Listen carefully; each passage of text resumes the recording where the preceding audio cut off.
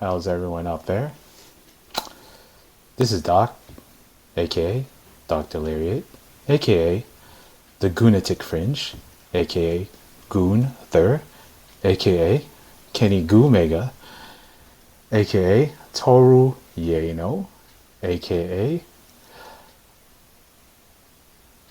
the man with the flan. And joining me today, he's a legend in not just to me, but to other pro wrestling fans who have been online for the past, I guess, 2 decades. A man after my heart, somebody I look up to. Today we got up here the legend, Dr. Keith Lipinski. How you doing, man?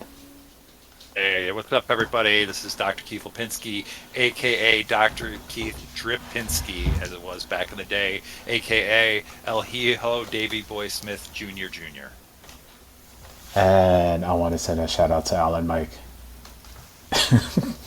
Big shout out. So all we're gonna do is try and copy the audio greatness that you guys gave us for years. Yeah, So stuff that we're missing.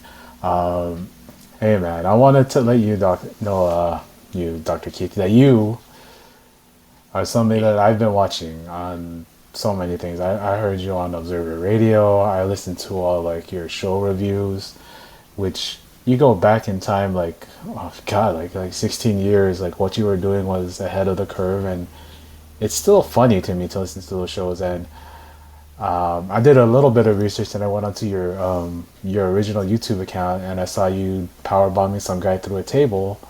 So I just want to let people know that this man is so varied in all of his talents.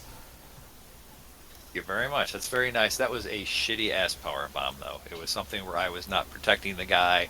I was smartened up by that power bomb. So, general story is this: I think it was in 2008. I went down to Florida for a WrestleMania weekend for some Ring of Honor shows in beautiful, scenic Orlando, Florida. And thankfully, because it was in March/April, it was not the delightful summer humidity that you get down in Orlando. And I believe it was one of the guys, Ken Hesser from the original The Board back in the day for F4WOnline.com. He mentioned that he was going to do a tailgate party for WrestleMania, which I believe was at maybe the Orange Bowl that year. I don't know. The seats were all bleachers, and that was sucked. And but CM Punk won Money in the Bank, so everything was fine. But anyway, it was something where Ken had brought this little table, and I had one or two adult beverages, and Ken sort of prompted me to power bomb someone through a table. I believe the person's name was Tex, all capital letters, tilde bang at the end of it, and I did it, but I was just my main thing after doing it was I felt like it just got a little bit too into doing the power bomb. Like I've been in professional wrestling. I've been in the professional wrestling business, like working creatively within the professional wrestling business, probably good lord, almost 20 years. Holy And moly! this isn't podcasting. This is actually being behind the scenes in wrestling and such. And I've never taken a bump in my life. It's one of the few things that I have that I still hold dear and so sacred to the cockle of my heart. Yeah, but yet I've given someone a power bomb, and it was just very fast, and it wasn't very good. So, Tex, I know you're listening right now. I just want to say forever, much like bringing it back, much like Shawn Michaels said to Ric Flair that night. I'm sorry, I love you. I wonder I'm going to find out what Tex is doing, and just send him like a pick me up bouquet from FTD or some sort of edible arrangement of some sort. Hey, man, people remember. People always remember something, and I'm sure that Tex would appreciate that. Unless Tex has had neck issues since day one, and Oh now that he's man, found me, the part of the PSTD because of the way he hit the table, which the table blew up very. I have not seen this video in many years. Like the yeah. table blew up delightfully, but at the same time, I don't want him to be like, oh God, this is what started it. Like then, like you find out that like he has multiple problems Yeah, with substance abuse, that it basically was something that I did incorrectly. And I'm shocked that that's actually on my YouTube, because I'm just like, well, I've not thought about that in many, many, many years. Yeah. I actually want to right now, and I know we're in the middle of a podcast. I want to actually see if I can find this video ASAP Oh and yeah. watch this just so I can sit there and just reminisce about this because I've not thought about this in many, many, many, many. I can say many 28 times, and it still doesn't really compare to how power bombing, like I have not thought about this in that many years, and I can't find it initially, so let's just move forward with the interview while I try and sit there and find Yeah. video of me power bombing. But thank you, Dr. Lariat, for having me on your show, first and foremost. I always Oh, feel I'm appreciative of it.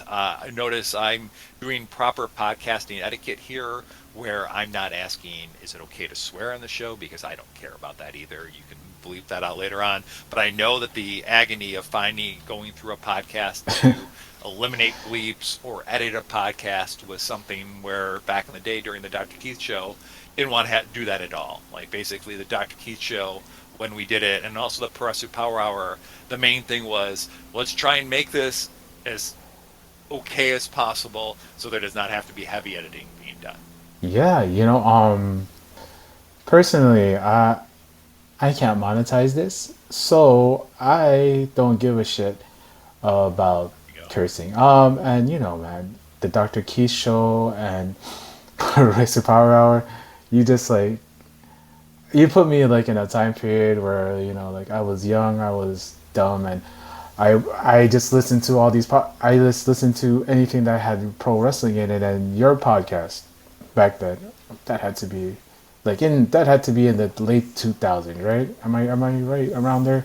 Yeah, yeah. I Yeah. want to say the PPH was 2004 through maybe six, and then Dr. Keith was 2007 to 2009, and it would not have been possible without without the efforts of one Mike Sempervive, who of course retired from the PPH, but decided to come back after a non-successful audition process for multiple people. But that's how we got Adam Summers, and that's how we got the Big Audio Nightmare exclusively on F4WOnline.com, which doesn't pay me and hasn't paid me in a number of years, but I still get to vote in the Hall of Fame for the Wrestling Observer, and I've had a Hey, free comp subscription to the online for many, many, many, many years. So that's it's you know what, it's worked okay. And back in the day, we actually were getting for those commercial reads that we did for the PPH. We actually did get advertising revenue from that, if you could believe it or not. So like the battle-wonderland.com, PressoDVDSource.com, like you name any that Matt Murphy says, any of those wonderful ads that we did back in the day, we actually did get paid for that. So that was really, really a lot of fun. And it was it was something where I was such a big wrestling fan and I wanted to do something.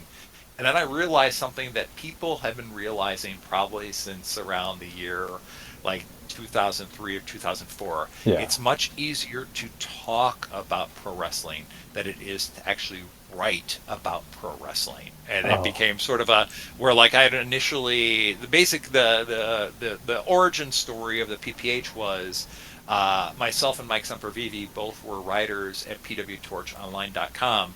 They had a column section every day from a different writer, and I was one of the writers, and also Mike Sempervive was one. I did, I believe, a piece called "The Wisdom of Rampage Jackson," which was me just watching old Pride events and interviews and just doing quotes and putting it in there. And I remember Mike emailing me and sitting there saying, "Hey, that was so cool. I'm such a big Pride fan and a big fan of your work." And then we started talking, and then Zach Arnold communicated with both of us because we would drop hints that we watched Japanese pro wrestling at the time. And it was something where a lot of the Japanese scene at that time was not very good at all, but thankfully Hustle came and made everything right for everybody. And hustle, hustle. thankfully Japanese wrestling got a lot better after I stopped covering it. So you can thank me for that. You can thank me for the new Three Musketeers. You can thank me for that's basically it, right? New Japan, yeah, basically anything that happened in New Japan in the 2010s, not the aughts, but like the 2010s. You can blame the fact that I was no longer covering Japanese wrestling for that. So thank you. I acknowledge you, my tribal Keith. Um, Thank you. Well, yeah. wow. That's a 5-star pun right there. Hey, I'm loving this. hey. I'm quick on my feet. And you know what? Yeah, man. If I'm going back to that time period, there's two shows that I listen to besides the Observer. It was you, Dr. Keith show, and in 2003 the Pro Wrestling Power Hour, and JBL's radio show that was on the air, Well, it was which also something. It was also something where Brian and Vinny actually did spots on the PPH before they went full audio. yeah, So it was something where, like, it was something where I'd known I'd become a big Brian Alvarez fan in maybe like '99, and like Brian's writing in the early 2000s was just fantastic. Like I was always enamored by the Flying Mare newsletter, the Frank A. oh Gotch pieces that he did back in the day. So Brian and I, became pseudo friends and stuff like that. And then eventually I even ended up winding myself over to the F4W Online family and, basically made even more of a name for myself back there because of my enormous ego when it comes to myself. So, yay. But yeah, no, it's something where, yeah, it was something where I just always have enjoyed talking about professional wrestling. It's just something that other guys can talk forever about cars and different types of mufflers and stuff like that, and I can mention stretch mufflers, so it works out perfect. yeah. I got I got the itch to for this kind of podcast because I was missing something like this because everybody has been doing something, whether it's like a breakdown show, a show review, people breaking down the news of the day, people having their hot takes about what's good and what's bad, and that's like everybody now. And I haven't really heard people do interviews like what I do since like live audio wrestling or the original basis of like the art of wrestling and like I just love talking to people about how they became fans and how they got into the fandom and all that stuff. And you are in the business 20 years and before that I'm sure you were a fan. So I just got my first question for you, Doc, is it's funny for me to say, Doc. What is Yes, the reason that you got into doctor, doctor, doctor, doctor. doctor? How did you get into pro Guys wrestling? like us, criminally underrated film. At Oh, least at certain points still crack me the fuck up. oh yeah, dude. I mean, that's Chevy and that's Dan Aykroyd like at their apex, my opinion. Before they became full on artiste, it was Yes, just yes, yeah. and it started selling vodka and Oh other yeah. stuff, and like I'm sure Chevy Chase was basically like a beautiful, beautiful sunshine person to work with. But how did I find this world of pro wrestling? You ask. Yes, sir. Well, it was the year was 1987. It was an interesting year. I knew wrestling existed. I don't want you to think that I wasn't watching before 1987. But I remember there was a Friday night, and keep in mind in 1987, I would have been 13 years old. So I was probably in like seventh grade. Yeah. And I think I went to bed around midnight. And I remember waking up around 2 o'clock in the morning. And I don't usually have issues with insomnia, but for some reason or other, I couldn't sleep. So I lived on the second floor of my parents' house. I was the only one up there. It was my room, and there was a room that we referred to as the TV room, where there was a TV. Like I didn't have a TV in my room. I had to go into another room to watch TV. And I remember Ah. flipping on the analog channels and hitting on channel 32 in Chicago, and Wrestling Challenge was on. And it Wow. was basically a recap of the Andre the Giant versus Hulk Hogan pre Piper's Pit segments, like basically the build up for Andre showing up on Piper's Pit with Hogan and basically challenging him. And there was just something about that and the way that they built that up that made me a wrestling fan. Like that was basically, if you had to sit there and say where the Dr. Keith chronology trademark that was in my wrestling fandom, that probably was day one. I was watching that at two like 2:30 in the morning Chicago time, and it was just something where like thankfully I was a big kid that loved going to video stores, and they would have all these VHS tapes of wrestling, and I could not get enough of it. And what was interesting is my parents realized this early on, and my parents we only had cable on one TV in my house, Hmm. and my parents had a rule that I could not watch more than an hour of wrestling per week on that TV. Like I could go up to the TV room, which also had a VCR, and watch as much wrestling as I taped. I could tape stuff from cable TV and watch it upstairs, but that was my mom and dad's TV. I could only have 1 hour, and this is what I believe has led me to my wrestling obsession my entire life, is because of this strict rule in order to only getting 1 fucking hour per week. But they would sit there as time got on. They became a little bit more lax with their rules. Yeah. Like I remember my dad let me order, I believe it was the 1990 Royal Rumble. Like I remember that being a huge deal. Where it's like, oh Ooh. my god, like my dad's gonna let me order the Royal Rumble. And if they weren't around, they would have no problem with me watching wrestling. Like I vividly remember listening to multiple pay-per-views on the pay-per-view channel because you could hear the audio But it but you was couldn't see scrambled. anything, so it was very much like watching the Spice Channel, where Yeah. you're like, oh, they're doing something, but what is it? So but yeah, it was something where wrestling was always one of those things where it was something where, I mean, other than like like 1 or 2 years in college, Yeah. which was I 1 or 2 years in college, I really wasn't into wrestling, but for the most part, I've always been a big, huge wrestling fan. And what's odd about college is I ended up going to the University of Illinois at Chicago, the home of the UIC Pavilion, and that was the first NWA shows that I saw were actually there. And I remember when Wow. trying to decide for colleges, I got accepted to all these Illinois state schools. And I'm like, you know what? I'll go to UIC. It's close by, and they have wrestling there from time to time. Never went to one wrestling show back in the day. And that was like 92 WCW Bill Watts era. And I'm still Wow. kicking myself over that. I have many wrestling regrets in my life. No regrets that basically where it's sort of like, oh my God, like, why didn't I do that? Because I feel that I've had so many great things that have happened in my life and my existence because of wrestling, where it evens out. But yeah, it's something where like I'll sit there and look at like the history of the WWE and look at UIC or Cage Match and look at UIC Pavilion house shows in like 1992 and just be kicking myself like, oh man, why couldn't I why couldn't I have gone that? Why was I so stupid and foolish? But yeah, yeah, basically just one day when I was in seventh grade watching it and just being like, oh, and like I also remember like shortly after that, I remember going to in I grew up in Berwyn, Illinois, Mm. Berwyn, where basically AAW basically was birthed. I don't think birth is a word, but we're going to use it here. And I remember in seventh grade going to there was a church and they had the basement and they would do teen dances the first Friday of the month.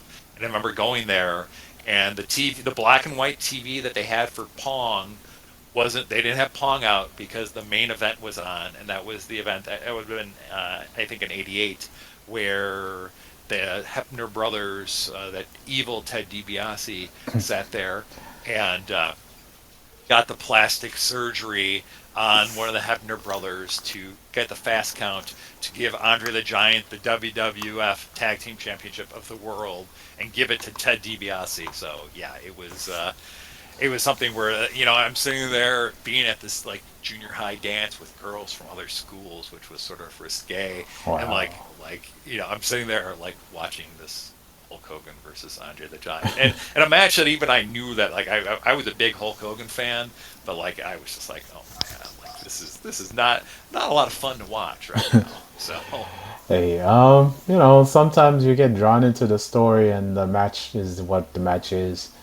And this is not the first time the Spy Channel has been brought up on this show, so lots of good memories for that Spy Channel. I mean, I could have mentioned the Adam and Eve channel, but then people wouldn't Playboy know what it Channel. was. Like Spice was a little bit different. Like the true real pervs know what I'm talking about. Yeah, So God bless you all. yeah. Spice Channel, Playboy Channel. Oh yes. We had the black box, so we had access to things, and and my dad knew it, so he and like I'm a little younger than you. I was born in 1985, so I am a 40-year-old man now. So Okay. we okay, now we're gonna get into black boxes. We would always have to promise my dad to not go that we're not going to go to that channel. But as things would happen, boys will be boys. When my dad would go out for the weekend or for whatever, we had ourselves a little time for some self Sometimes discovery. happens. This sometimes happens like Yeah, that. Yeah, I did not have one of those cable hookups until I think it was 2000. I bought one, and wow, then the cable system in my area moved to a digital format shortly after that when digital cable was the rage. So I probably had at my house, I probably had a year and a half of this, but I had a good friend, one of my best friends that I've met in wrestling, Tom Clark, who did basically, he was part of the old Lunatic Wrestling Federation. He did commentary and he did a hype line for them. And his house that he had, they didn't change the cable system there for about 10 years. So it wow. would be something where I would end up going over there most of the time for pay-per-views. And then when TNA, Total Nonstop Action, started with their Wednesday night pay-per-views, I just left the box over there and he would record them for me and then I'd get them later on. And I think that was for my 30th birthday, there was a surprise party for me, and he gave me two enormous bins of TNA pay-per-views that I had not yet watched. So it Wow, was good times. So yeah, that's the kids don't understand the struggle, you know. oh man. And like you were talking about, right? You had to go when your parents limited you on your wrestling viewing on that special TV. It made you want more and made you crave more. And I know, Oh, absolutely. like in the 90s, there was there was so much wrestling on TV. I know we talk about it today about how like there's too much wrestling now, but like what I remember 96, I could watch ECW Hardcore TV. I could watch Superstars Monday Night Raw. I could watch Super Astros. I could watch WCW Saturday Night, WCW Main Event, WCW Pro, and I could also watch USWA on a good day. So it's just like there was a bit more options in the 90s, and but like you, I couldn't get enough because I also had to go to the store to rent some tapes. And funny enough, because this is gonna lead to my next question. At the store, our video store that we went to, it was Japanese owned, so they were able to import uh, Laserdisc and VHS commercial tapes of New Japan, All Japan, All Japan Oh Women, man. and FMW, and like all like the no holds barred stuff too. So I'd watch like NHB, whatever, Shuto, Pancrase all over there. So it was. If I look out about if I when I looked at it then as a kid, I was like, oh, this is cool. I get to watch this stuff. But as I look at it now, with I love wrestling history. I love combat sports history eyes. I'm like, man, I wish I could have really just sat down and just like absorbed it. Like, cause I remember there was a tape there that had a video of watch this blind man fight in Valetudo and win, and like Valetudo for the children out there was the Brazilian term for NHB, which was the term for MMA back in the day. And yeah, I my question for you is, how did you fall into Poro? Were you part of that tape trading family? I was not a I didn't get into tape trading later on. I basically got into Puro through all the wrestling magazines that Yeah, I would end up getting, and then also is something where WCW bringing in Liger in I love Liger. '91. Like I mean, like I was probably a WWE guy from like WrestleMania 3 until about 1989, and then like realized that like wait, there's something else besides WWF. Like, and the magazines definitely helped me with that. And then like it was something where they had there was Okay, so there were the video stores that were by my house, but there Mm. was a very special video store in Brookfield, Illinois Wow. called Yonex Video. And Yonex Video was right next to my doctor. We had an account at Yonex Video, and they had all these old National Wrestling Alliance tapes. Hell So yeah. it would be something where whenever I get sick or my sister had to go for a doctor's appointment, okay, I'll come. Yeah, sure, sure, sure. I'm gonna go stop in the video store over here, and I got a VHS of the Great American Bash 1989 Glory Days from Baltimore, and that really, really hooked me in. And it was sort of like, oh man, they do like almost pay-per-view level shows, these Clash of the Champions, and like, oh my God, Ric Flair just got suffocated by a plastic bag. Like how am I not going to sit there and forget this? Like it was something where like 1989 through probably like 92, I was more of a fan. Like I still kept up with the WWF, but Yeah. like I was a big WCW guy. Like if you sat there and asked me in your percentage of your wrestling fandom, which part of it would be WCW and WWE, I'd sit there and say probably it'd be 60% WCW and maybe 40% WWF, WWE, whatever you want to call it this week. So it was something where when they brought in Liger in those matches that he had against, Brian Pillman, like Yeah. those were the things, those super shows were just something like that. Kensuke and Hiroshi Hase versus the Steiners. Steiner Oh brothers man. is just a fucking dynamite match. So it was something where, I knew that Pro existed. I didn't necessarily reach out that much for it. Yeah. But then, like in '95, I really got into ECW. And the cool thing is, ECW would sit there and acknowledge the Japanese influence in the Japanese companies. Yeah. So around that time, that's when I got into All Japan, and that was something where it was like, oh man, this is the best. Not realizing though, and it took me a while to basically realize that it was something where All Japan was an interesting company because the shows in All Japan, like a lot of times you would have like really good stuff with the four pillars or some of the foreign gaijin, but a Yeah. lot of the undercard stuff was just sort of there. But like their main event, it was sort of like how, you know, like WWE for a while had a period where the undercard was crap, but the main events were always good. Yeah. Or like, and like in the mid '90s, you had WCW where the undercard was great, but the main events were shit.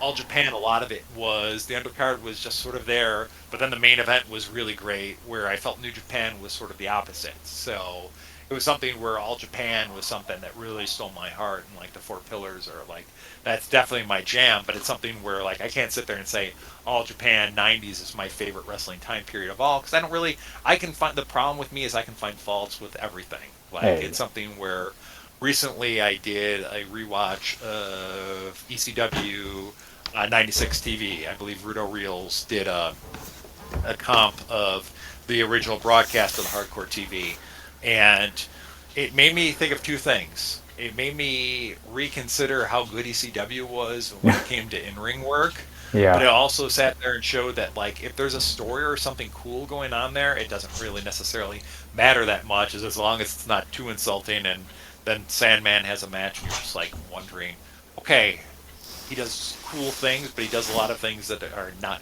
like he just blows a lot of spots. I don't know how I feel about this guy. He's just there's something about the Sandman match like what was that one that he had with Cactus where Cactus hit him in the head and he was KO'd and you couldn't really tell the difference between sober not KO'd Sandman and just regular Sandman. And that's one of the That's things that makes Sandman great. Like yeah. I love the Sandman. Always have. So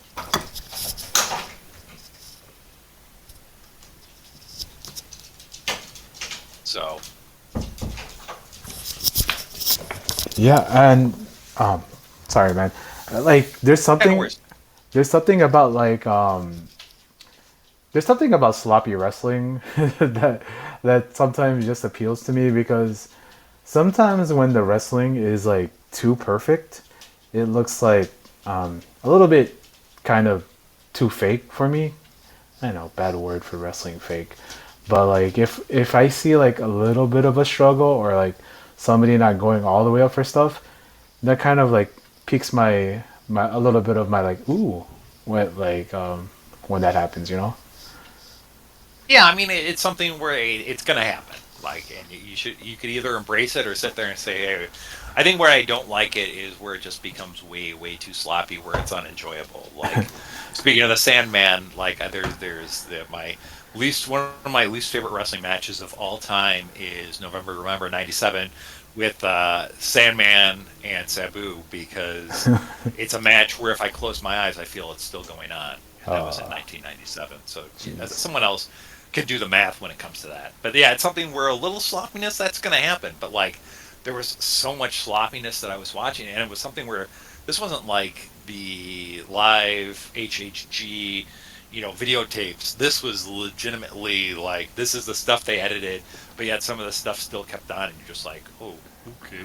Yeah. So But yeah, that's what happens. And like with wrestling, you don't know what you're gonna get, and you don't know what mhm. the final product is gonna be, because like sometimes you could get like two really good wrestlers together, and they just produce nothing. And like Nakamura and Styles, so in WWE, or you know, Yeah, but it, you look at what they did at Wrestle Kingdom that one year, where they yeah, basically tore the house down. So there's not necessarily like, I wish there was a really good wrestling equation that I could do here. yeah, All I know is like sometimes even having a match, even a match you've had with a guy 1,000 times, can yeah, fall off the rails very quickly. Like yeah. I've seen multiple matches for companies that I've worked with where I was just like, oh my god, like why couldn't I have watched like an episode of Mary Tyler Moore back in like 1987 and just basically wanted to become a TV writer? Like, You know, the TV writers have gotten into wrestling. Like what was it, Court Bauer or Dave Lagana, Miss Brian Gerwitz. But like your story of how you got into wrestling, I want to know, how did you actually get involved in the backstage of the wrestling business to lift very the good veil? question. So I'm doing the PPH, and one of the talents that I had was chatting with people and trying to get people on the show. And I had gotten the information. This was 2005, Hmm. and if you remember 2005, it was ECW nostalgia year, Yeah. and we wanted to do an ECW special.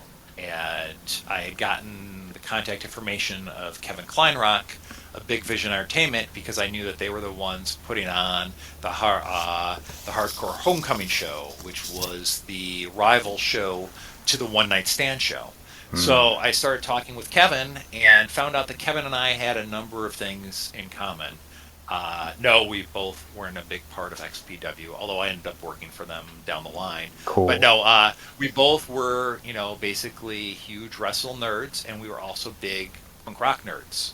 So we were able to sit there and talk. I feel that people that have the dynamic where they're both fans of punk rock and pro wrestling have always been my wheelhouse, and Kevin was definitely one of those guys. So Kevin, like, I had an interview with Kevin, and it went great because we basically just talked about a whole lot of things. He definitely had the same sort of sense of nostalgia I had towards ECW, and we stayed in contact after interviewing him and after he helped me get some interviews. And then he approached me via email. He's sort of like, hey, I'm working on a show for MTV, potentially for MTV, and I was wondering if you wanted to help me with that. And I wasn't sure of what that meant whatsoever, but he was Wow. sort of like, well, I know that you interview a lot of independent guys, because it was something with the PPH. When we started it, it was originally sort of, we want to talk about Japanese pro wrestling and interview Japanese pro wrestling guests. Hmm. It's sort of hard to do that, but it was very easy for me as someone that attended like Ring of Honor shows and IWA Mid South shows when they came towards the greater Chicagoland area, to get contacts within the independent wrestling world.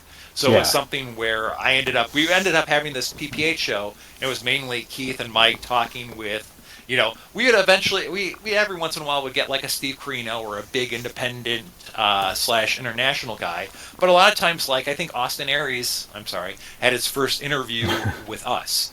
Under a section called Dr. Keith's Up and Comers. Shout out Ed Powers. So Oh Ed yeah. Powers and Spice are on the bingo card for this episode. Hey. But anyway, it was Yeah. something where like Kevin came to me and he's sort of like, well, I know that you know a lot of good talents out there. Is there anyone that we should consider, because I have a few spots open. I'm curious what we could do with these people. So I basically helped Kevin bring in some talent for this. Like I recommended some guys that he already had contact with, like Matt Seidel and Jack Evans. But I also recommended at that time IWA Mid South had a feud over the light heavyweight title between Josh Abercrombie from Michigan and Tyler Black of Iowa. So I recommended both those guys, Hmm. and I don't know whatever happened to that Tyler Black kid. So he might be someone now. He might not. He might be working as barista somewhere in Davenport. But it was something where, like, I gave him names and contacts, and he helped get them there. So he basically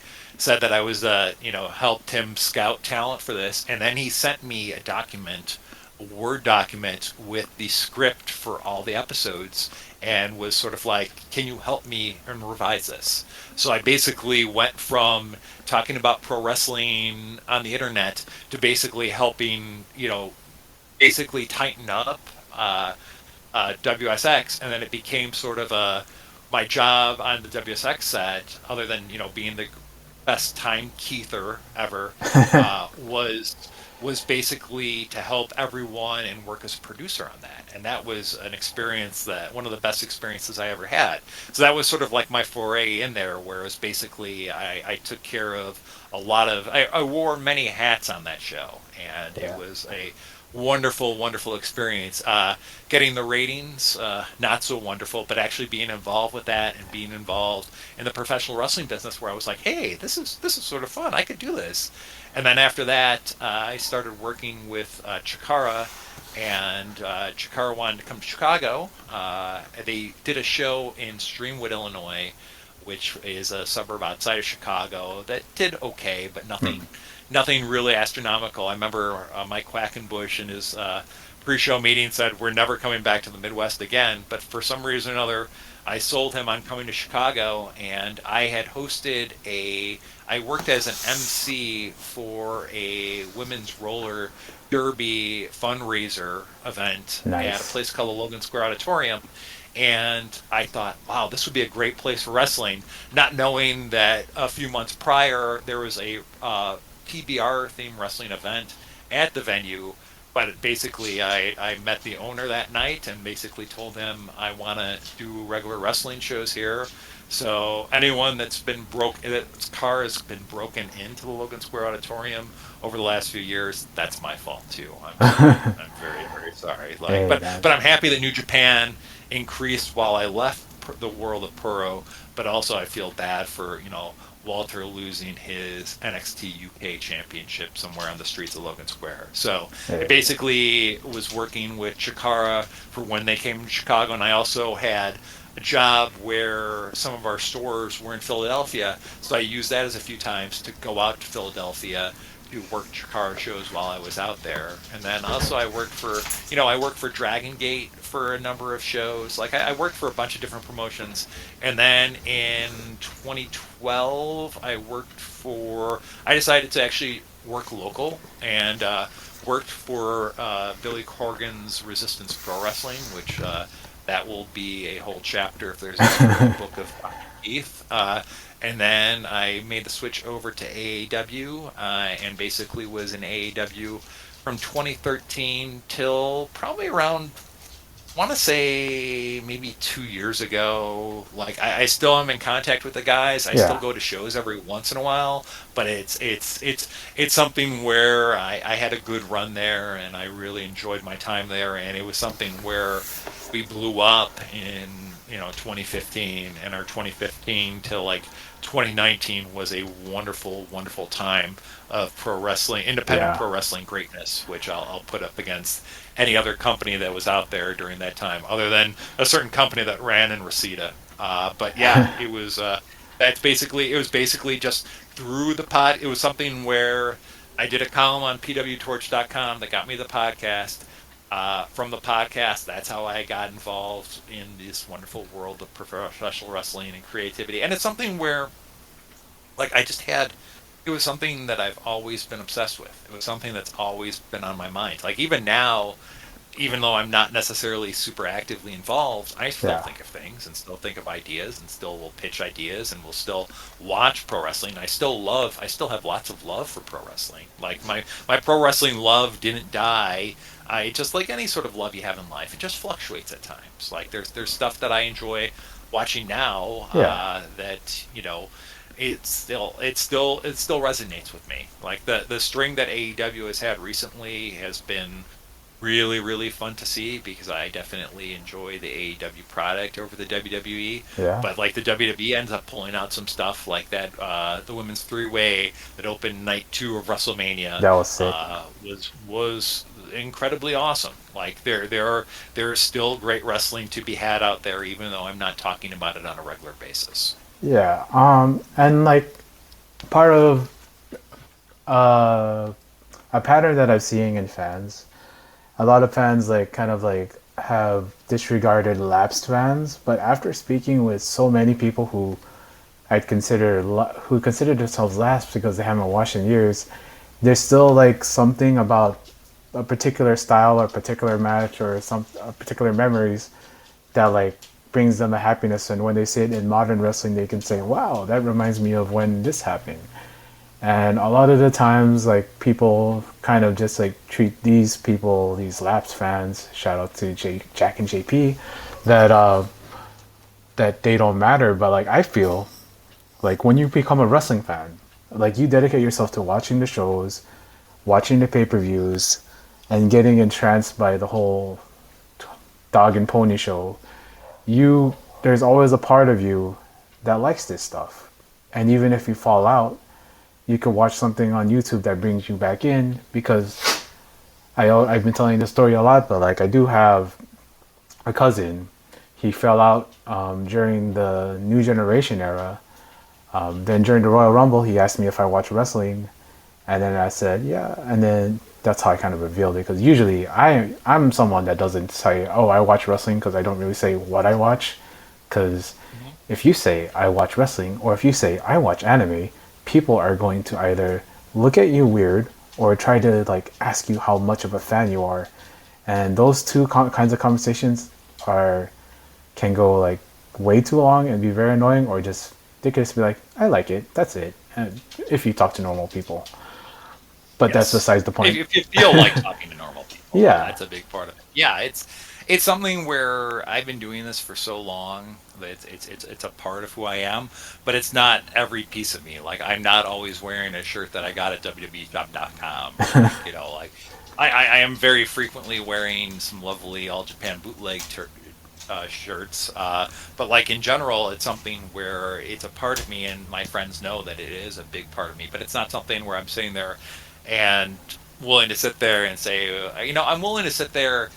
Like for a while there, it was something where it was part of who I was because I was working in a professional wrestling company in Chicago. So Yeah. like I still from time to time will sit there and people ask you, what do you do for fun? And I was like, well, from time to time I produce wrestling shows in Chicago. Like where that's just something where if I could go to every show, they'd be happy to have me, and I'd be happy to fill in and help produce. But like it's something where my priorities aren't necessarily there 100%, and I'm not constantly on about it. But it's something where for a long time that was what like. So what do you do for fun? Well, like I have my wife and my kids, but I bartend one night a week, and if I'm not bartending, I run professional wrestling events in Chicago. Like, so it's something like, whoa, that's a big part of your identity there. It's sort of like, yeah, I know, but yeah, Hey man, like that's pretty cool to just drop it a little bit. It doesn't come off as a humble yeah, brag to me. It's just like if I say I would do like 10 years ago, oh yeah, I like to watch anime, I like to cook, and I like to go to do compete in Brazilian jiu-jitsu tournaments. Oh, that's kind of just what it sounds like to me. But like you were kind of not kind of you were living the dream of so many nerds who want to be wrestling matchmakers. And mhm. for me, my nerdiness comes up like, how did you decide like match order? A lot of times match order would be myself and Danny Daniels together and just discussing about what should go where and why. The art of the match order is crucial because there's so many. Like, I wish there was a fantastic mathematical computation for this, but I Yeah. think a big part of it was sort of what are you trying to get across on the show, and then also what's the show. Like, a lot of it is based off of what do you think the most interesting match would be. Like, usually the main event is the easiest thing to figure out where that goes. Like, Yeah. that will obviously go to the top unless you have some sort of stupid finish for it, and then maybe don't put it at the top. Like, put it, but it's also sort of a, you know, what brings the crowd up, what brings the crowd down. So it's sort of a what did people came to see, like, because you don't want to, if you have a special guest on the show, you definitely don't want to have it and then have your folks leave. So like the match order is sort of a, like, my basic thing is you get a fun opening match to start off with. You want something high energy, you want something that looks good, but not something that totally steals the show where everything else after that will look like dog shit. Usually we'd sit there and look and figure out what matches would be the ones that people will be talking about, and then in that case, what we would do is if it was a championship match, we'd always have that at the end because then you sit there and have it. But if there's like a big breakout match, you want to have that right before intermission because then people have a minute to sort of settle down. And then coming out of intermission, what you want to do is you want to get them back in it, but you don't have to get them crazy back into it. So it's a science, like, and especially like if it's some sort of stipulation, you have to think about, well, how can we do this? And then that sort of changes with your intermission if you're sitting there and having to put up a steel cage and such. So there's a lot of factors. Yeah, that is supremely interesting to me, and having it explained so quickly without you using those flowery worker words makes me happy. I'm so happy, and Good. yeah, I mean, but it's also sort of you sort of have to sort of know your crowd and stuff like that and sort of figure stuff out. Like your first match shouldn't be something where you basically blow your load for the night. Like, you want to make sure that people are sitting there and entertained first and foremost, and then you want to sit there and you could either build to something or you could sit there and do stuff in waves. Like, I remember one time, like, the first time I ever spoke really with Gabe Sapolsky, Ring of Honor did like a double shot. They ran someplace near Milwaukee, Wisconsin, and then they ran Chicago. And I remember seeing Gabe before the Chicago show and introducing myself. Hey, I'm Dr. Keith. I do the Press and Power Hour. I'm a big fan. I've flown out to Philly multiple times to see ROH shows. I'm so happy you guys are in Chicago. I wonder how tonight's show is going to be after last night's show. And he's like, well, what do you mean? And I was telling him how I felt like last night's show, while it was good, it sort of never got out of a third gear, which, you know, I'm glad Gabe didn't hit me after this or yell at me in front of people, although he's done that, thankfully, since that time. But he was sort of like, well, sometimes, the show has to go up and down, up and down, up and down. And I remember every time I saw him during the show, he would make the motion of his finger like doing up and down, up and down. So, like, it all depends also on the crowd sometimes. Although match order, you don't necessarily have to worry about that. But like, let me take an example. Like, we had a show, probably the biggest show that we had attendance wise was a show at 115 Bourbon Street. Take No Prisoners. Might have been 15 or 16. I'm trying to remember, but it was Pentagon and Phoenix wrestled each other. That was their second appearance with us after they showed up. Their initial appearance with us was at let's see, what show was that? That would have been the Windy City Classic the year before. So this is their second time working for us, and we have them work each other. And the main event that night was Tommaso Ciampa versus Sami Callihan. So we knew that both matches would probably be awesome. So the title match went last, and then Penta versus Phoenix went on before intermission. So, like, that's the easiest way to sit there and roll things through. Now, keep in mind, we always do intermissions because you want to make sure the boys are happy when they're selling their merchandise and their wares. So, yeah. Man, sitting next to the merch table is pretty fun because you get to hear guys shoot the shit and shoot the shit with them. yeah, it's easier to talk with guys when they're there, Yeah, sitting there and having like all their stuff. So, it's kind of it's kind of weird not having because I used to go to PWG shows all the time, and I used to love like going to the merch tables and just saying what's up to the guys and all that stuff. Wow, that pandemic really ruined a lot. It ruined everything, Hey man, and man. we still haven't recovered. So Yeah, but like, things up and down, move up and down. And now I'm imagining very like, much like Gabe Sapolsky describing the show. I was yeah. supposed to be up and down, up and down. And So and now I imagine Gabe Sapolsky looking like a baseball coach throwing signals to a on the sidelines, and that's that Gabe. might have been him. That might have Oh been him man. trying to tell me he wanted the slider. Yeah. I'm saying, Hey man. I am loving this. You have no idea, sir. Uh, you're a Chicago guy. yes, Chicago is known for a couple things. They're known for like their pizza, whether that be the bar pizza or the deep dish pizza, and which we like to call it Dr. Larry. We like to call it tavern style. So tavern tavern style. style. Sorry, tavern Thank you. style. Most Tavern tavern. style, thin crust cut into squares. Yeah, I love that. Whether it be the tavern style pizza, the deep dish pizza, the Italian beef wet, never dry, wet, and also, hot dogs. So my question for you is, if I'm going to Chicago, what are 5 stops I need to make and 5 things I need to eat when I go to Chicago? Wow, that's a fantastic question. Hot dog wise, there are many great hot dog places in Chicago. My personal favorite is Gene and Jude's, which is on River Road in, I believe, Franklin Park or maybe Schiller Park.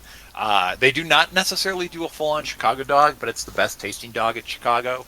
It's a Vienna beef, which is a Chicago company. Mm, Vienna beef frank, fries on top, hand cut fries on top, and it's usually just sport peppers, mustard, and onions. So they don't do the full on Chicago hot dog experience. If you want the full on Chicago dog experience, I would recommend Wolfie's on Foster. That's okay. probably my favorite Chicago style hot dog. But I mean, also Portillo's does a very, very good job of it as well. It's funny because for years after shows, I would take wrestlers to Superdog. Because Superdog is located right by my house, and it's a Chicago style hot dog place. The problem with the Superdog is they put so much stuff on it that the bun basically disintegrates while you're eating it, and it becomes very much a lack of fun. And I've literally tried multiple ways to work around. Hello? That would be my hot dog choice right there. It would be if you want the full Chicago hot dog, definitely go to Wolfie's on Foster. But if you want like my favorite hot dog in Chicago, would be Gene and Jude's. Good lord. So that's the Chicago dog. Uh, beef. Al's beef is excellent, Mm, but I prefer the Mr. Beef. There's a bunch of Mr. Beef locations, but the Mr. Beef you want to go to is the one on Orleans because that's the one where the bear is based on. So it's very, very good beef sandwich. I personally prefer the beef with the hot peppers. I'm a big spicy guy, so that would usually be my go-to. Some people like it the sweet. Dip wise, I'm not. My son is a heavy dipper. I'm mm, someone where I like it moderately dipped. I don't want to sit there. I have a big thing, as you mentioned, with the hot thing about buns disintegrating. So yeah. I would like to make sure that that doesn't happen. So that's that. I mean, pizza wise, I mean, I like deep dish wise, I would probably go with like a Geno's East. It's not as casserole pizza, Mm, but there's also Pequod's. Pequod's is a wonderful pizza place. A lot of people think the pizza is too bready there because it's not necessarily like the mountain of cheese that you would see at a Giordano's one. yeah. But I would go with a Pequod's or Burt's in River in Morton Grove. Those are both excellent pizza place. Tavern style. I haven't had tavern style in a while. There's a chain, meaning like two or three establishments called Easy Street, and they actually do an Italian beef pizza that's out of the world. So I would Mm, probably go Easy Street for the tavern style. However, I have to sit there and preface this with I'm more of a fan of New York style pizza, always have been, and I hey. also do like it high cut as opposed to square cut. But every once in a while, I get returned to my Chicago roots for that. So I'm sitting there. I'm suggesting going to Burt's or Pequod's for pizza.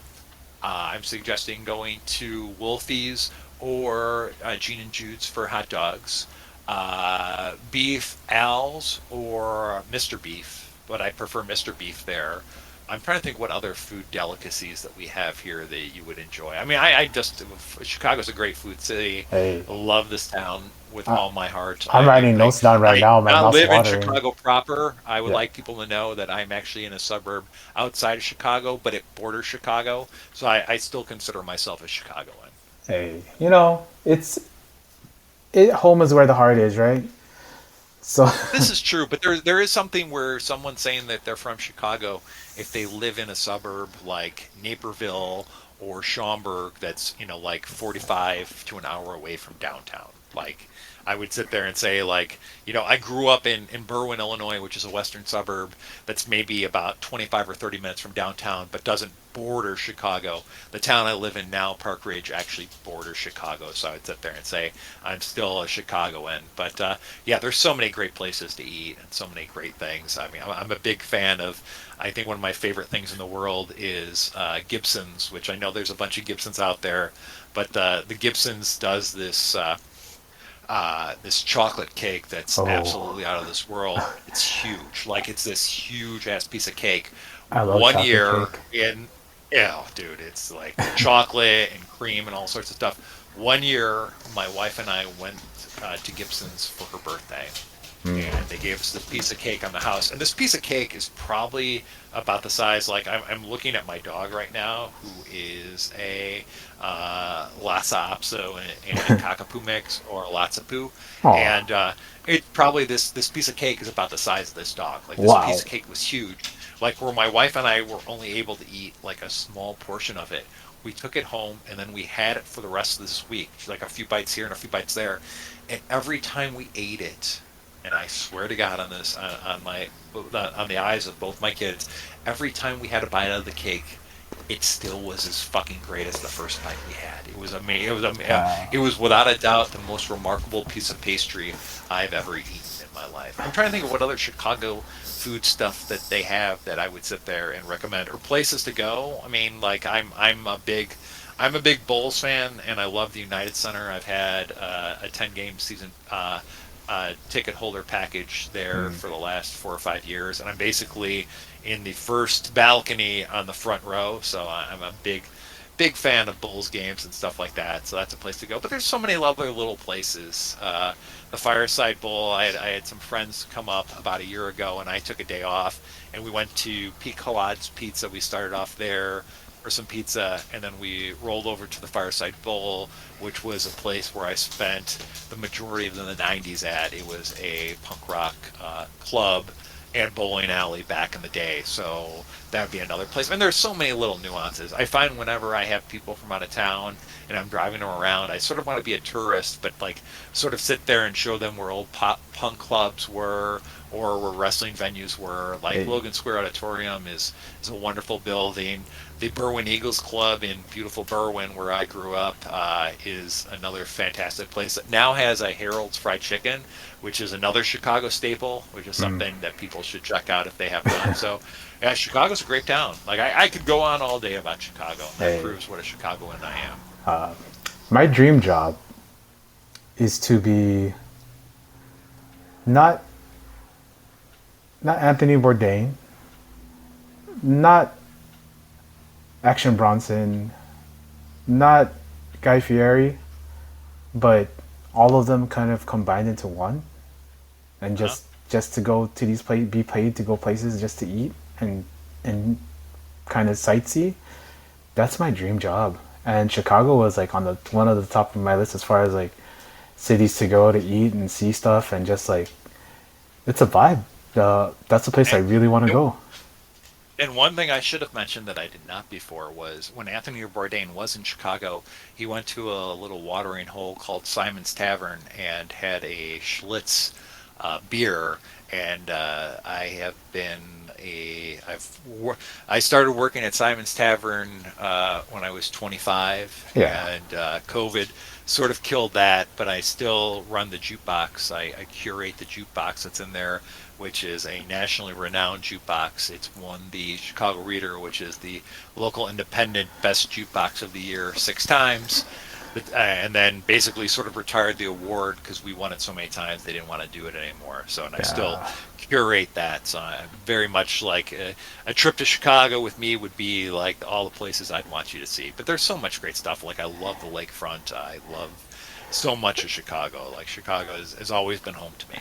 Hey, I would take the Dr. Keith tour, because I Yeah. acknowledge my Oh my tribal goodness. Keith, you know. I appreciate. I wish I had the Unafala necklace around me right now, but Oh yeah. apparently it's been given to. Well, once Donald Trump got it, it was sort of like, no, Yeah, we cooled that's off. done. That's done. We done. We're done with that. And like, I mean, I could always put the Yeet sunglasses on you, but I, they would say key, oh key. yeah, there we go. There we go. Go. That's money. We're just basically throwing money away, giving them great ideas like this. I'm Oh sure yeah. someone, I mean, I'm sure Adam Pierce is listening to this right now, and we'll have an official announcement about it hey, shortly. talk about Chicago guys, Yep. man. I like Chicago has such a rich history. The second city because it was built over a burnt city. It also has. You were going over like these venues like Berwyn Eagles Club, Logan Square, which kind of became like synonymous with pro wrestling, sort of like the Reseda, the VFW, or like the ECW arena, or Elks Lodge, or the Asylum in Memphis. It's or Nashville, and like it's like there's so much to it, to like a wrestling venue that adds like character to a show, because every time the AAW would have like a show like in Logan Square, you knew they were in Logan Square. Similar to like when wrestling promotions would run KBS in Japan, and you see like the church windows. Hmm. And I can't believe New Japan ran that and put screens where the windows were. My God, Very who's their sacrilege. producer? I'm still upset about the Hidaka Star Lanes no longer being a thing. By Oh the way, yeah, Hakata Starlane's man. Shinjuku Face and Shinkiba First Ring are not Hakata Star Lanes, because like no, you not at all. man, I miss or Chaco Square. That's those other super tiny arenas. But like, there's something about wrestling in a bowling parking lot at night that that is just so charming. And like, you'd have like even Prime All Japan with like Masawa, Kawada, all the all the pillars there working that show a show on Hakata Star Lanes. And there's something like a little bit magical about that, like when I would watch like say a lucha libre show in the parking lot of a swap meet, and there's something magical about that. And like you talk about you're big into punk, and I feel like there's there's a through line between punk rock shows and going to an independent wrestling show. Oh, absolutely. Yeah. And like, because you were saying earlier, you're like a big you're a big punk head, not a big CM Punk head, but a big punk head. And like, you might be a CM Punk head, I don't know, but I there's I appreciate Phil and the gift cards I get from. No, I'm kidding. and like I like the DIY spirit of the whole thing. And like, uh, facetious for me to say this, a little bit presumptuous of me to like be like, because you started writing that for the torch, and you started doing your own podcast, and you were doing it with your own set of rules that you made for yourself. And not rules, you were doing it by the seat of your pants, and I commend you for that. And like, personally, like, you, Dr. Keith Lipinski, Alan Mike, the Lapsed Fan, all you guys, like, kind of inspired me to start a podcast, because there's nothing like you guys out there. And just having, and I miss virtual pro. That's probably one of the one of the only wrestling podcasts I actually miss and think about all the time is the virtual pros. And yeah, man, it's so good to have you on here, because man, you have no idea how much I look up to you. Well, thank you. Yeah. you know, it's an honor for me. I would say to stay in school, but you're in your 40s, so I mean, Yeah, it's yeah, you know, I mean, I could always go back to school, but I'm lazy. So, it's something where going back to school once you hit a certain age is like it's something where I think you get more out of school there because I something where I finished my undergraduate in '96 and yeah. then went back for some classes in like 2000 and I found I actually enjoyed school more at that time than any other period. So Hey, that that's good, man. Because I feel like we're always learning, no matter what. yeah, Because, like, you know, everybody learns, everybody grows, and I know you brought up the most delicious, not always moist chocolate cake, and now like my mouth's just like watering thinking about it. watering. I made you hungry, which really is the Oh goal of yeah, any podcast I've had is hey, really it, to it's all about the food, man. I like my question for you because I asked this of everyone is what is your favorite dessert?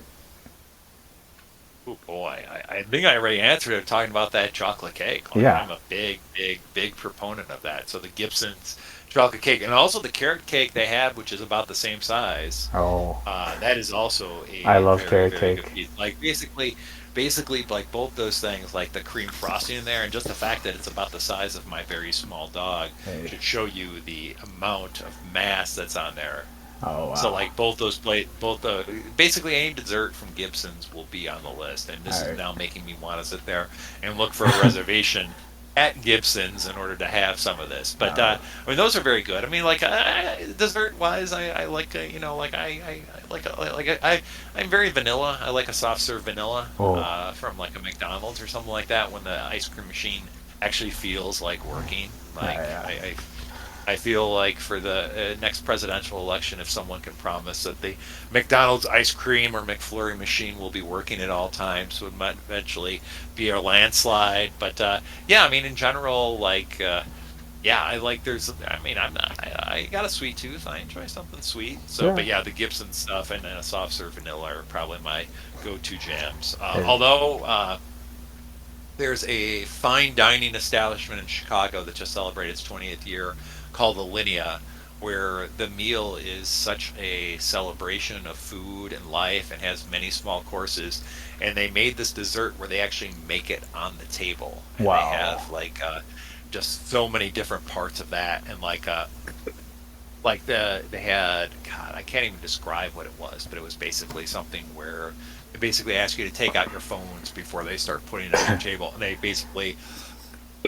they make it on your table, and it was fucking awesome. Like it was something where like there was some sort of caramel ice cream and all sorts of other things on it. It was just so amazingly delicious. Yeah, that sounds so great to me. And even though I have blood sugar, high blood sugar, I have diabetes. I'm part of the blood sugar line. Okay, I still crave these things. And you brought up carrot cake. My mom I'm would all. really I love my mom. sorry for me. Rest in peace, mom. Carrot cake. She would always say, "Oh, whenever she brought a slice of carrot cake home or brought a carrot cake home, she's like, "Oh, that's healthy because it has carrots in it." So that makes me laugh all the time. She'd say, "Eat your Does. vegetable," you know. Yeah. Again, I want to thank you for coming on here. Yeah, no And do problem. you have? I know we talked about it, but do you want to give anybody like your Twitter handle or anything like that, or you Sure, just just I think it's just Keith Lipinski. I definitely would like anyone listening to this right now to go to the YouTube and subscribe to AEW Pro. Just due to the fact that for this year we are not live streaming our events, we're filming the events, and then we're putting them up for free on YouTube. Usually 2 or 3 days afterwards. So you basically can get caught up on AEW action as it happens. Our next show, I think, is May 16th at the beautiful Berwyn Eagles Club. And yeah, definitely continue to support independent wrestling and try and enjoy wrestling. I think a lot of times, if I have to leave anything with any sort of big Jerry Springer like final thought here, it's something where I think it's very easy, not only in wrestling, but any fandom, to go down on it. And I always felt that it's easier to sit there and belittle than build up. And it's actually funnier as well. Comedy wise, it's a lot easier talking about what sucks than what rules. But Yeah. it's something where, like, there's so much good wrestling out there right now that you should be able to find something that you like and just have fun with it. We're not here just to be fucking grumpy bitches all the time. Although you can be a grumpy bitch from time to time, and that happens to everybody. But it just seems like, if you're so negative about wrestling and your whole life is being negative about wrestling, maybe be negative about something else for a change. Like maybe find something new. Maybe be into the NBA playoffs this year have been excellent. Go be negative about that. Like, I'm like be negative negative about it. about Street Punk. Why are you negative about it? Because well, old man LeBron and the Lakers, they're gone. I did not intend for that to rhyme, but I guess it did. It was a good rhyme. It was a good rhyme. Yeah. Too bad you So, can't. Too bad you couldn't find anything to rhyme with Luca other oh, than Fluka. See, yeah. that's why I was never a big fan of the AKAs, just because I'm not that like I'm very much you bring up you're talking to me, I'll find a way to make something funny during it, but I can't necessarily prepare stuff in advance. So that's why my AKAs were one that I know that Al used back in the day. Shout out Al and Mike, as mentioned Yeah. before. So, but yeah. Yeah, just try and enjoy pro wrestling. I know it sounds hard and it sounds like a unique contest, and I mean it is funnier though sometimes to talk about the things that go wrong because it is, of course, plenty. Yeah. There's so much that goes wrong. Um, and I don't know if you would be prepared for this, but usually at the end of my shows, I ask people what they want their rainbow to say, and you kind of said a lot of stuff, but you could have an extra rainbow on top. So, what do you want your rainbow to say? I think basically, I think what's helped me in my journey of happiness and spiritual enlightenment. And I'm not talking about the Brian Kendrick London shoot where they found out that Boner was dead. But no, I think what's helped me is a little quote that I can give from a wise sage. That wise sage said this quote in a 1982 film called This is Spinal Tap. And the man I'm speaking of is Spinal Tap keyboardist Viv Savage. And he says towards the end of the movie, as the world famous director Martin DeBurgi is asking them what their motto is, he says, "Have a good time all the time." That's my motto, Marty. So I would like that to be said about me when if something ever happened to me, Godspeed. Like I want people to remember that I maybe made them laugh once in their life, and then I tried a second time and failed miserably. No, I think in general, just try and find things you enjoy in life, because it actually will make your life a whole lot better and sweeter. And just try not to be so negative about things. Go get yourself a dog. Like that's what we'll do. Go get. I didn't have a dog till I was 47 years old, and Wow.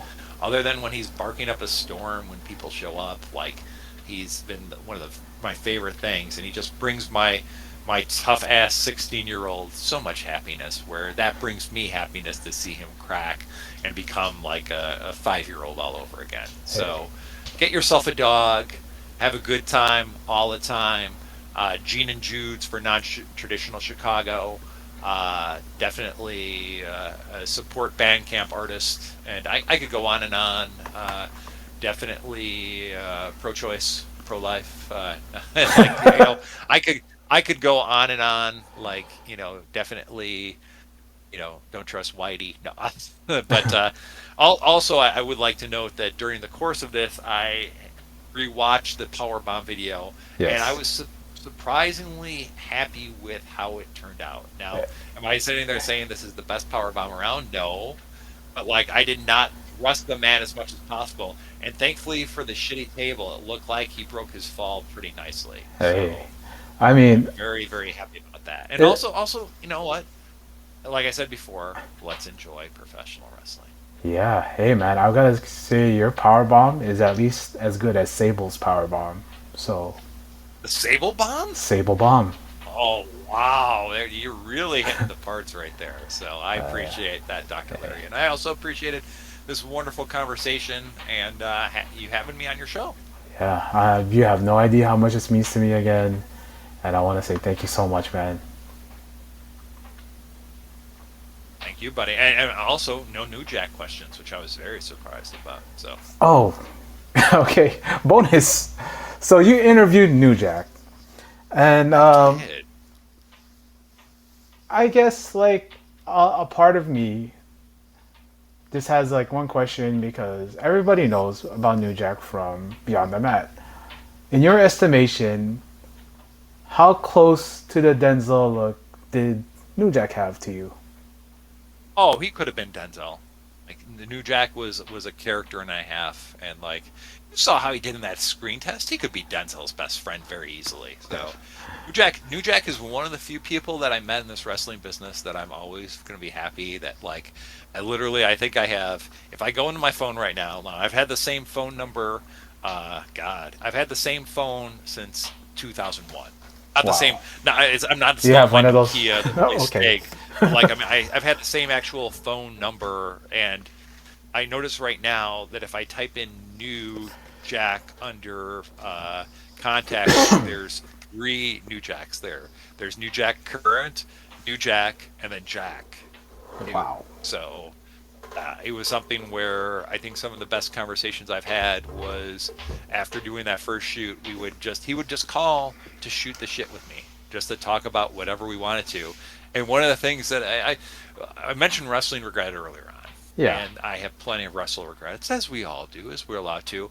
But I think the biggest project, wrestling related project that we never got off the ground because the DVD market died was Jack, Big Vision, Kevin Kleinrock, and myself were talking about potentially doing a show like the McLaughlin Group, where basically you would get five people on, all from various different lengths and such, uh, where it'd be Jack, myself, and three other people, and talk about current events. And I really feel that my whole life would be different if that would have come into fruition, and I just would have been known as New Jack Sidekick. So I really wish that would have been something because I would just New Jack knew a lot. Like were there times where I saw New Jack where I was afraid of New Jack? Absolutely, but I mean, like overall, he was a friend of mine, and it's a friendship that I miss. So rest in peace, Jack.